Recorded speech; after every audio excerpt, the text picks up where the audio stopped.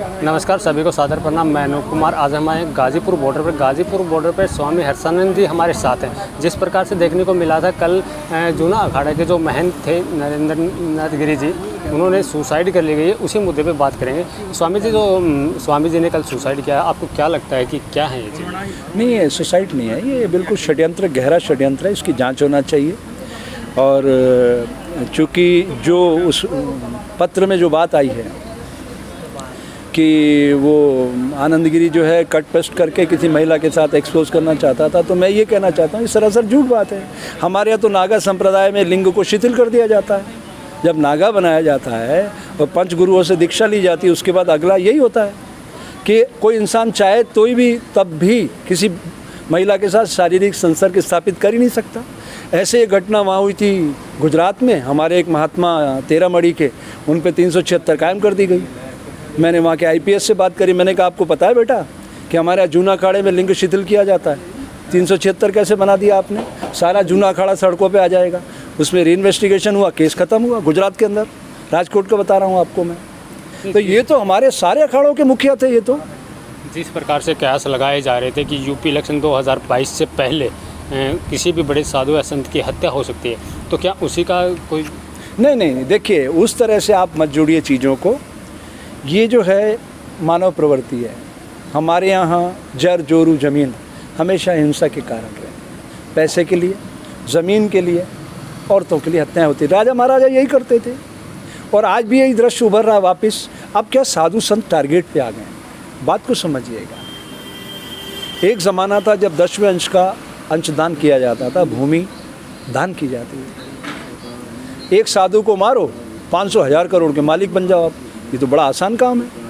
अब आप समझिएगा, 1966 में, अभी 2021 में हम बैठे हैं, मतलब 34 और 21, 55 साल पहले जब इस नोएडा क्षेत्र में लोग जानते ही नहीं थे शिक्षा होती क्या, तब हमारे दादा गुरु द्वादश गिरी महाराज ने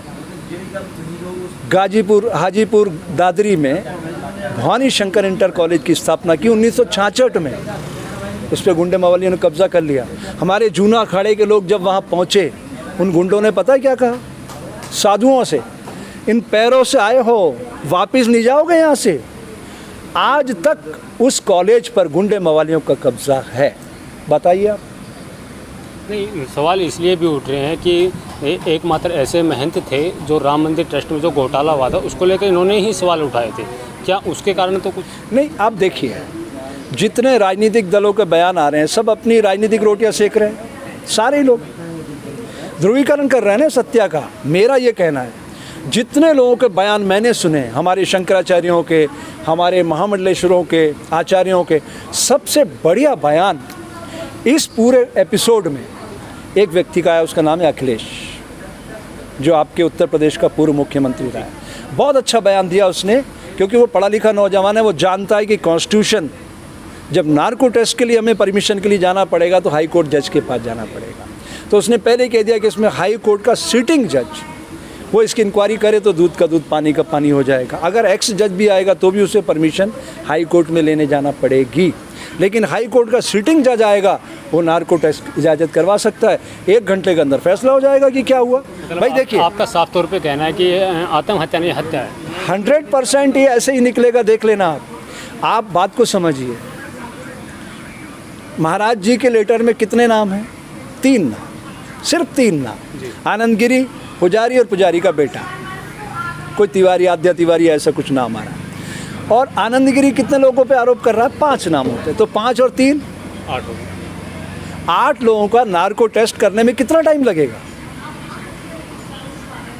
लंबा क्यों कर रहे हो प्रकरण को? अरे इससे साधु समाज की भावना जुड़ी हुई है। वो 13 अखाड़ों के मुखिया थे, 4 कुंभ करवाए उन्होंने।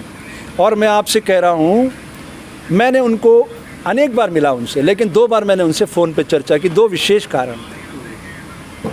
पहला कारण, जब आनंद गिरी को वहाँ डिटेन किया गया था ऑस्ट्रेलिया में, तब मैंने कहा, स्वामी जी आप अपने शिष्य को ऐसी शिक्षा दी आपने, कितनी साधुता कलंकित हो रही है। बोले नहीं स्वामी जी ऐसी बात नहीं है, सारा केस फर्जी है, झूठा है। ठीक है। दूसरा, जब ये आनंद ने ये सब किया, तब मैंने उनको फ़ोन किया। मैंने कहा स्वामी जी बहुत दुख हो रहा है, आपका शिष्य आपके खिलाफ इतना विश्वमन कर रहा है, बैठ के इसका रास्ता खोजो ना। तो मैं कोशिश करता हूँ, ये उन्होंने मुझसे कहा। फिर मैंने आनंद को फ़ोन नहीं किया। पता आनंद को फ़ोन क्यों नहीं किया? उसका अहंकार मैंने प्रयागराज में देखा था। ये केपी सिंह जो अभी आईजी लगा हुआ, डीआईजी था उस समय मेले में, मैंने वहाँ स्ट्रेस मैनेजमेंट थ्रू योग इनके पुलिस कैंप में प्रोग्राम लगाया था। ठीक है, जिस प्रकार से भाजपा सरकार, बात तो सुनो, पूरी बात तो सुनो। यही केपी सिंह आनंद गिरी ऐसे राजा महाराजा बन के बैठा था एक कैंप में, काफ़ी साधु बैठे थे, मैं भी वहाँ पहुँचा, तो मेरे को लगा ये तो बहुत अहंकारी है। मैंने उसको कहा, क्यों आनंद, एक छोटा सा काम कर दे बेटा। उसने मेरी तरफ देखा कि मुझे एक व्यक्ति की तलाश है जो राम का रा बोल सके श्वास लेते हुए, तो उसके चेहरे पे हवाइयाँ उड़ गई थी। वो योग का विद्यार्थी है, मैं भी योग का विद्यार्थी हूँ। तो मैंने उस आनंदगिरी को भी फ़ोन नहीं लगाया जब वो ऐसा विश्वमन कर रहा था गुरु के खिलाफ। तब मैंने उनके बड़े भाई भूपेंद्र गिरी जी को, वो निरंजनी अखाड़े के, उनको फ़ोन लगाया कि भूपेंद्र जी, मुझे बिल्कुल अच्छा नहीं लग रहा है, ये गुरु शिष्य का जो समाज में चल रहा है, इससे समाज में साधुता मतलब बदनाम हो रही है, तो आप इसका रास्ता निकालो कुछ ना कुछ। मैंने अपना धर्म पूरा कर लिया, निरंजनी का अखाड़े को लोगों को अपने मन की बात पहुंचा दी। मैंने हर प्लेटफॉर्म पे ये कहने की कोशिश की कि इसका समाधान निकलना चाहिए। चाहे वो आसाराम जी बापू को जब डिटेन किया गया था, तब भी मैंने नरेंद्र भाई को, जब मुख्यमंत्री थे गुजरात में, पत्र लिखा कि ये युद्ध मत लड़ो, इससे सनातन संस्कृति का कमज़ोर हो रही है, उस पर आक्षेप लग रहे हैं, ये आपके ईगो की लड़ाई को ख़त्म करो, इससे सनातन संस्कृति का भला होने वाला नहीं है। वो लड़ाई कहाँ जाके पहुँच गई आप खुद देख रहे हैं। 2013 के बाद वो लड़ाई कहाँ पहुँच गई है कि सूरत में इस राकेश अस्थाना ने, जो IPS कमिश्नर पुलिस दिल्ली बना बैठा है, इसने सूरत में 12 साल पुराने केस में, बलात्कार के केस में उनको आजीवन कारावास करवाया। किनको? आसाराम जी को, नारायण साईं को, और उसमें FIR में लिखवाया कि आसाराम जी की पत्नी और उसकी बेटी लड़कियां सप्लाई करती है। ये राकेश अस्थाना हार्डकोर क्रिमिनल, जिसको आलोक वर्मा गिरफ्तार करना चाहता था, CBI का डायरेक्टर, उसको इन्होंने रात को 2:30 बजे नरेंद्र भाई ने घर बैठाया, ओवर रूल, कॉन्स्टिट्यूशन की धज्जियां उड़ाते हुए। मेरा ये कहना है राकेश अस्थाना हार्डकोर क्रिमिनल है। मैं IPS की आपको पीछे ले चलूँ, 2 घटनाएं सुनाता हूँ। ये आप एक IPS को हार्डकोर क्रिमिनल कह रहे हैं, बल्कि एक परीक्षार्थी अगर कोई छोटा भी क्राइम कर दे, अगर चोरी भी कर दे, तो परीक्षा नहीं दे सकता, तो फिर ये इतने बड़े ओहदे पे कैसे आए? ये ऐसे अनगिनत लोग बैठे हुए हैं। 88 बैच के IPS कमांडेंट बन के खड़े गुजरात में। प्रदीप शर्मा IAS जेल में बैठा है, संजीव भट्ट जेल में बैठा है। आपको पता नहीं है क्या कारण है?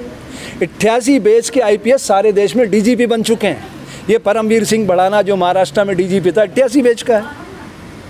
88 बैच के लोग, वो अजय सिंह तोमर, वो 88 बैच का, सॉरी अजय सिंह तोमर नहीं, क्या नाम है इसका,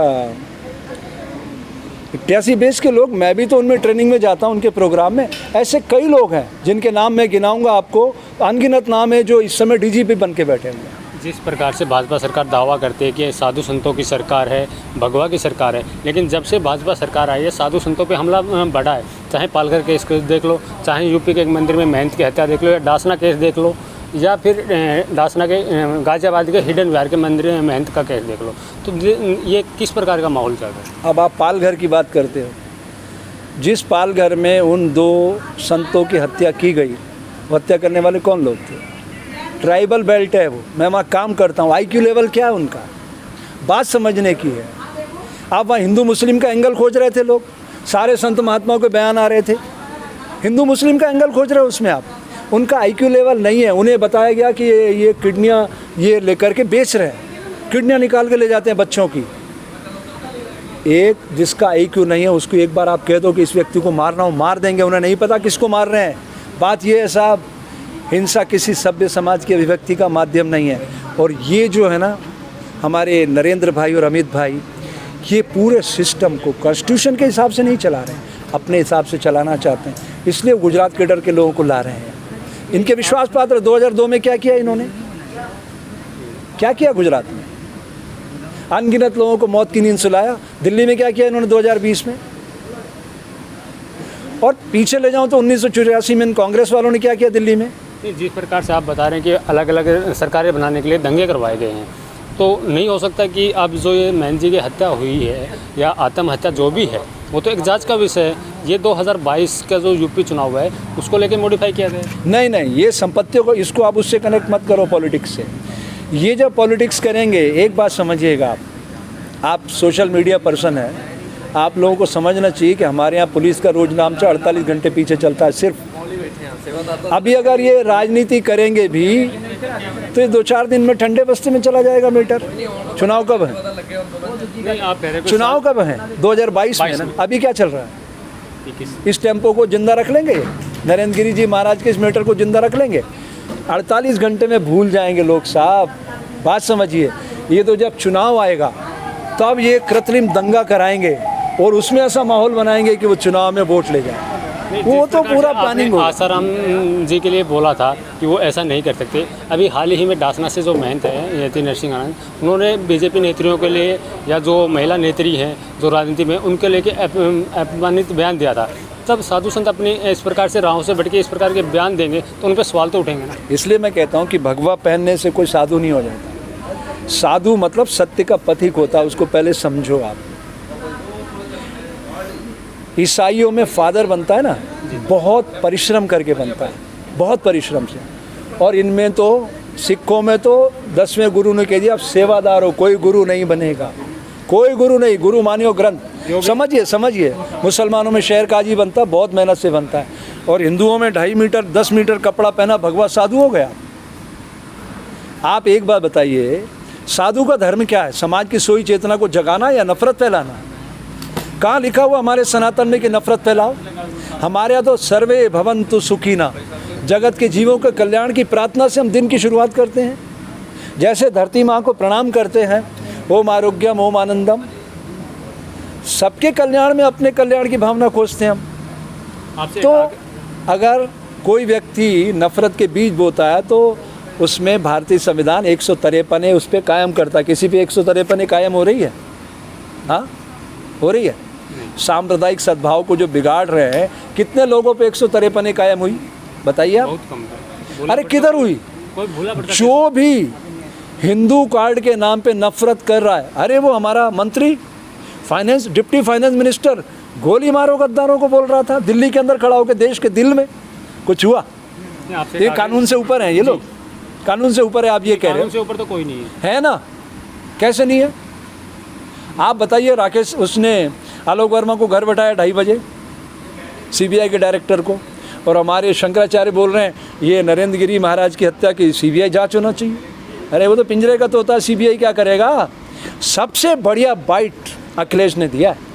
मैं कोई समाजवादी पार्टी का प्रशंसक नहीं हूँ, न मैं उनका कार्यकर्ता हूँ, लेकिन उसने जो सच बोला है, मैं सत्य का प्रतीक उसके साथ खड़ा हूँ। वाकई में मैं ये कहना चाहता हूँ हमारे छोटे भाई योगी आदित्यनाथ को, इमीडिएट आप इस सीट को चेंज करके हाई कोर्ट के सिटिंग जज को वर्किंग में लाइए, 24 घंटे में फैसला हो जाएगा। इसके हत्या के पीछे कौन? अगर योगी जी के हम पुराने बयान देखें तो वो कहते हैं कि मैं खुद एक गोरख मठ से महंत हूँ, मेरे होते हुए किसी भी स्वामी पे या महंत पे कोई आंच तक नहीं आने दूंगा। लेकिन एक डासना मंदिर के अंदर घुस के एक महंत का गला काट दिया जाता है। पालकर देख लो, यूपी के और भी केस हैं कि मंदिर में घुस तक के महंतों को मारा जा रहा है। क्या स्पेशली महंतों को टारगेट नहीं किया जा रहा है, या इनके नाम पर राजनीति खेली जा रही है? सारे भगवान उत्तर प्रदेश में क्यों आते हैं? सारी फिल्में मुंबई में क्यों बनती है? कभी सोचा आपने? ये एक मोटिवेशनल स्पीक होती है। न खाऊंगा न खाने दूंगा, क्या कहा अमित भाई ने? जुमला था ये तो, 15 लाख रुपए देना जुमला था, कहा कि नहीं कहा उन्होंने? वो कहते हैं न खाऊंगा न खाने दूंगा। मुझे एक बात बताइए समझने की, आप आपकी गारंटी ले सकते हो या मेरी गारंटी ले सकते हो? बोलो। कोई किसी की गारंटी नहीं। आप आपकी गारंटी ले सकते हो, आप मेरी गारंटी नहीं ले सकते। यस। तो जो लोग पॉलिटिक्स करते हैं ये मैनेजर हैं। पॉलिटिक्स का तो ABCD भारत के लोगों को पता ही नहीं है। जिन 299 महापुरुषों ने भारतीय संविधान लिखा उनके बारे में आपको पता नहीं है। आप तो अंबेडकर साहब के गीत गाए जा रहे हो कि संविधान भारतीय उन्होंने लिखा। वो तो ड्राफ्टिंग कमेटी के हेड थे, उन्होंने तो लिपिबद्ध किया उसको। 299 महापुरुषों ने भारतीय संविधान लिखा है, कभी जिक्र किया आपने? किसी पॉलिटिशियन के मुख से सुना आपने? अरे यहाँ ट्रेनिंग का ज़रूरत है। पॉलिटिकल ट्रेनिंग इंस्टीट्यूट है भारत में, एक चपरासी बनाने की ट्रेनिंग है, प्राइम मिनिस्टर बनाने की कोई ट्रेनिंग नहीं है। सोचने की बात है साहब। हम संविधान के पहले चैप्टर को, पहले पन्ने को आज तक खोल के नहीं देख सके हैं। क्या लिखा हुआ उसमें? हम भारत के लोग। किधर है हम भारत के लोग? नहीं, वही बात है। अगर हम संविधान की, आपने बात की, संविधान की बात करें तो संविधान के अकॉर्डिंग चले तो एक चोरी के आरोप, झूठे भी अगर चोरी के आरोप में कोई आरोपी जेल में चला जाता है, वो वोट नहीं दे सकता। लेकिन उसी जेल में, उसी के साथ, उसी सेल में बैठा हुआ एक हार्डकोर क्रिमिनल चुनाव लड़ सकता है। ये कहाँ तक जाएगा? चुनाव लड़ते हैं तो उसके फॉर्म में सारी चीज़ें भरी जाती है ना। हाँ? पार्टियाँ सिंबल देती है। मान लो बीजेपी ने सिंबल दिया, तभी तो बीजेपी का अधिकृत उम्मीदवार होगा, नहीं तो निर्दलीय हो जाएगा वो। नहीं, मेरा सवाल ये था कि जो ये कहते हैं कि वोट जन्मसिद्ध अधिकार है, लेकिन उसका वोट, वो वोट नहीं दे सकता, लेकिन उसके बगल में बैठा हुआ दूसरा हार्डकोर क्रिमिनल चुनाव तक लड़ सकता है। कहाँ तक सही है? संविधान थोड़ी इजाज़त दे रहा है, लेकिन हमारी सामाजिक व्यवस्था में संविधान इम्प्लीमेंट नहीं हो सका। यही तो मैं कह रहा हूँ। अब आप बताइए, अभी हमारे छोटे भाई योगी आदित्यनाथ ने ये SIT बनाई, स्पेशल इन्वेस्टिगेशन टीम। उनके हेड किनको बनाया? CO का मतलब समझते हैं? सर्कल ऑफिसर, यानी 3 स्टार। एक IPS भी नहीं है उसमें। अरे मैं तो कह रहा हूँ, ये जो IPS, सीनियर IPS हैं, जो CBI में जाकर डायरेक्टर बन जाते हैं लास्ट में, ये भी पिंजरे के तोते हैं। मैं कह रहा हूँ स्वतंत्र न्याय एजेंसी है न्यायपालिका, उसका भी सिटिंग हाई कोर्ट जज इसमें आना चाहिए। जो अखिलेश कह रहा है, मैं उसका समर्थन कर रहा हूँ। इसके अलावा कोई इसमें न्यायदान नहीं कर सकता।